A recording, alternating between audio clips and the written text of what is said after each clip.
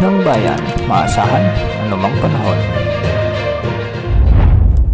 Magandang araw po sa ating lahat. Narito na ang pinakahuling update sa magiging lagay ng ating panahon ngayon at sa susunod na 24 oras. Sa kasalukuyan ay wala tayong minomonitor na bagyo sa loob at labas ng ating area of responsibility na posibleng makaapekto sa anumang bahagi ng ating bansa. Dahil dito, asahan ang mga pag-ulan pa rin sa Northern Luzon dulot naman ng habagat. Patuloy na nakakaapekto ang southwest monsoon sa Batanes kaya magkakaroon ng maulap na papawirin na may mga kalat-kalat na pagulan at pagkidlat-pagkulog sa mga lugar dito. At dahil dito, posible pa rin ang banta ng mga biglaang pagbaha o pagguho ng lupa kung may mga katamtaman at minsan ay malalakas na pag-ulan. Samantala, mahinang habagat naman ang umiiral sa Ilocos Region, Cordillera Administrative Region at ang nalalabing bahagi ng Cagayan Valley.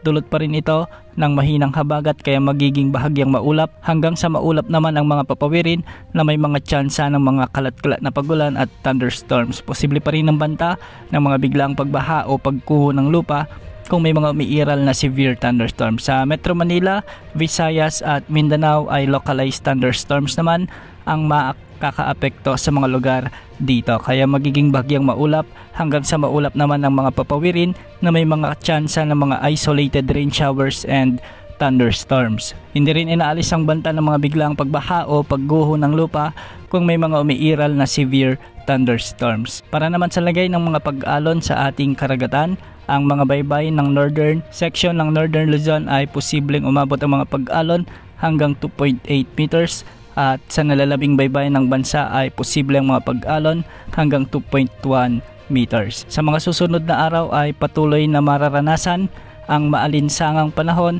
dahil bahagyang humihina ang habagat. Samantalahin ang pagkakataong ito para maglaba at magsampay at mga iba pang gawain na kailangan ng araw. Wala naman tayong namamonitor na panibagong LPA o bagyo na posibleng pumasok at makaapekto sa ating kapuluan sa susunod na 3 hanggang 5 araw. Yan munang lagay ng ating panahon. Ito po ang weather update ng bayan, maasahan anumang panahon.